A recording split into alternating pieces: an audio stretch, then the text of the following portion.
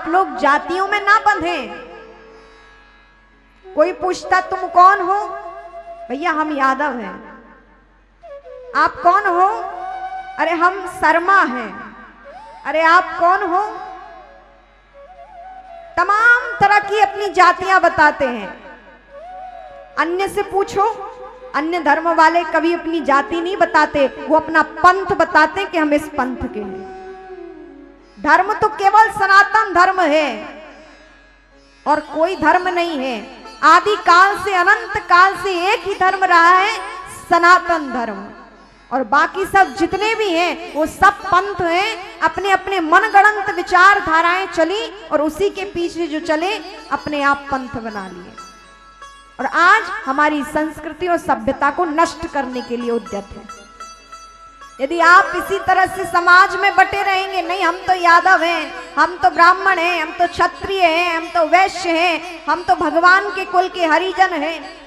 अरे आप ये कहिए कि बस हम सनातन ही हैं, हम अपने भगवान के हैं। कुछ ही लोगों को बात समझ में आई, कुछ को बात समझ में ही नहीं आई। इसलिए कुछ लोगों ने ताली बजाई, कुछ ऐसे ही बैठे हैं। बात इतनी सी है कि अभी नहीं समझेंगे ना तो क्या होगा। आज जो ये भागवत कथाएं हो रही है ना, आप इतनी स्वतंत्रता पूर्वक कल भागवत नहीं करा पाएंगे। ये गादी धर्म की है, लेकिन यहां से धर्म तब रहेगा जब हमारा सनातन धर्म रहेगा। ये आयोजन तभी हो पाएंगे जब सनातन धर्म है। जब धर्म ही नहीं रहेगा तो आयोजन कहां से होगा? कहां से आप ज्ञान प्राप्ति करेंगे? कहां से आप शिक्षा प्राप्ति करेंगे? कहां से अपने महापुरुषों की सन्निधि प्राप्त करेंगे? जब धर्म ही नहीं रहेगा तो आयोजन कहां से हो पाएंगे? कहां से आप अपने परमात्मा का भजन पूजन कर पाएंगे? बहुत से लोगों का गुप्त एजेंडा चल रहा है कि आगे आने वाले 25 वर्ष में इस देश को हमें इस्लामी राष्ट्र बनाना है। गुप्त एजेंडा चल रहे हैं उनके। इतने इतने बिहार में ना जाने घुसपैठ कितने कहां कहां से घुसे चले आ रहे हैं। आप देखिए हर अन्य राज्यों में जहां सुरक्षा है, लेकिन फिर भी उनका मंतव्य है कि आने वाले 25 साल में हमें ये देश को क्या करना है? इस्लामी राष्ट्र बनाना है। और आप सोचो यदि ऐसा हो गया तो क्या होगा? क्या आप ऐसा यज्ञ कर पाएंगे? आयोजन कर पाएंगे? आज से 200 वर्ष पूर्व, 300 वर्ष पूर्व आपने देखा तो क्या हाल थे हमारे देश के। ऐसे ही हम स्वतंत्र नहीं हुए हैं, हमारे महापुरुषों ने खून बहाया है। महारानी लक्ष्मीबाई, झलकारी देवी, विवेकानंद जी के कितने बड़े बड़े महापुरुषों ने, सभी ने संघर्ष किया है। ऐसे ही चरखे से आजादी नहीं मिल गई, मौन रह के आजादी नहीं मिल गई। महापुरुषों का रक्त बहा है इस भूमि में, उनके रक्त से सिंचित ये भूमि है, तब आज हम लोग यहाँ पे सुरक्षित बैठे हैं। उन महापुरुषों ने हमारे लिए इतना त्याग किया तो आज हम सुरक्षित हैं। आज हम उनके गुणगान गा सकते हैं कि उनने इतनी मेहनत की। महारानी लक्ष्मीबाई ने अपने छोटे से बेटे को पीठ में बांधकर हम लोगों के लिए युद्ध किया था कि ये आजाद हो सके देश। महाराणा प्रताप जी की पत्नी, जिन्होंने कहा था, महाराणा प्रताप को ढूंढने में उन्हें कठिनाई हो रही थी और नहीं बताने के कारण उनकी पत्नी को क्या किया?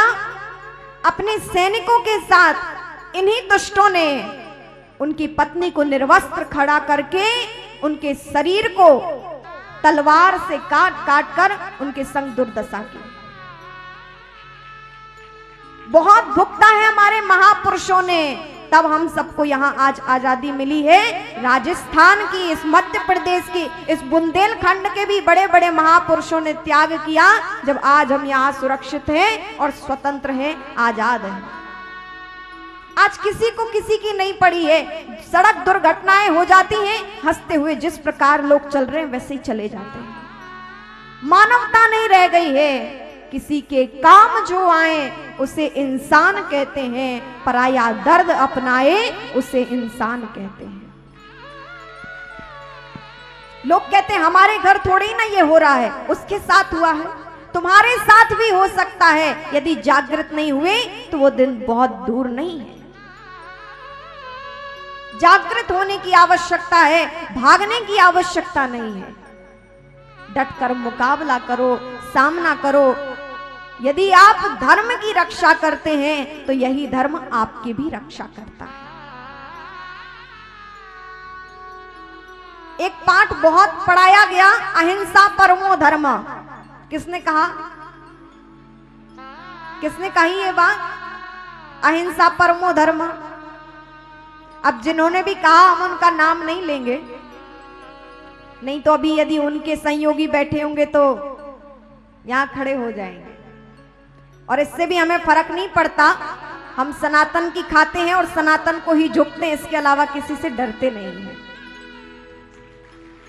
ये सत्य की गादी है और यहां से केवल सत्य ही बोला जाता है, और सत्य के लिए तो प्राण भी न्यौछावर हैं। ये धर्म जब हमें बिठाया है तो धर्म के लिए लेकर बोलना ही, धर्म पर चलना हमारा कर्तव्य है।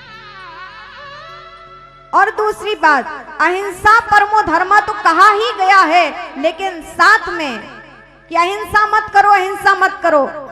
किसी ने कहा एक गाल पे थप्पड़ मार दिया, तुम दूसरा भी बता दो, इस पे भी मार लो, इतनी शांति रखो। अरे इसी शांति में रखते रखते आज क्या हो गया है? सम्मान भी कोई चीज होती है। एक गाल पे मारा, आप दूसरा दिखा दो, ऐसा कि इस पे भी मार लो आप। इस प्रकार की अहिंसा। अरे धर्म के लिए तो भगवान श्री कृष्ण ने स्वयं अर्जुन को प्रेरित किया कि तुम युद्ध करो। युद्ध करना अच्छी बात है या बुरी बात है? बुरी बात है। लेकिन हमारे भगवान श्री कृष्ण ने अर्जुन को युद्ध के लिए प्रेरित किया कि हे अर्जुन तुम युद्ध करो। क्यों कहा? भगवान युद्ध के लिए प्रेरित नहीं कर रहे, अपितु असत्य के विरुद्ध खड़े होने के लिए प्रेरित कर रहे हैं कि असत्य से लड़ना सीखो। असत्य के सामने डगमगाना नहीं है, साहस पूर्वक खड़े होकर अपने धर्म का पालन करो। सत्य के पालन के लिए ही अर्जुन से भगवान ने युद्ध कराया और इतना विशाल महाभारत का युद्ध हुआ है। आज जागृत नहीं हुए ना आप, तो बड़े बड़े महापुरुषों की, पूर्वजों की कृपा रही तो आज आप ये आयोजन कर पा रहे हैं, आराम से बैठे हैं। आप आज अपने पूर्वजों का धन्यवाद ज्ञापित कर रहे हैं, लेकिन आज आप जागृत होकर अपने बच्चों के लिए नहीं सोच रहे हैं तो कल से वो आपके लिए कुछ नहीं कहने वाले। कितने आ गए यहाँ, कितने चले गए, कोई किसी का नाम नहीं जानता। अरे 4 पीढ़ी के बाद तो कोई अपने ही पूर्वज का नाम नहीं जानता, तो कौन किसे याद रखता है? लेकिन जो समाज के लिए जिए हैं उनको आज भी याद किया जाता है। यहां से उन महापुरुषों का नाम लिया जा रहा है। आने वाले 25 वर्ष में ये जब यदि राष्ट्र ही हमारा ना रहा तो क्या करेंगे आप? आपके बच्चे क्या होंगे? स्थानांतरित होंगे अन्य पंथ में। फिर भगवान का नाम कहां से लेना? फिर रहना पूरे ढके मुधे और जाना अपने चादरें ले लेकर। फिर भगवान के दिव्य छवि के दर्शन नहीं हो पाएंगे। आज जितने भी आप देख रहे हैं अन्य पंथों के पूजन स्थान, वो कहां थे? सारे हमारे मंदिर थे। लेकिन आज हमें अपने भगवान श्री राम का मंदिर बनाने के लिए युद्ध करना पड़ा। भगवान श्री राम जिन्होंने इस भारतवर्ष में जन्म लिया, उनको दुष्टों ने कोर्ट में पहुंचा दिया। ये क्या है? हमारे ही देश में जिनका अवतार हुआ भगवान में, जिनकी भूमि में हम रह रहे हैं, उन भगवान को कोर्ट में खड़ा कर दिया गया। क्या है ये? जागृत होइए, समझिए थोड़ा अपने और अपनों से उठकर जन कल्याण के लिए सोचिए, धर्म के लिए और देश के लिए सोचिए।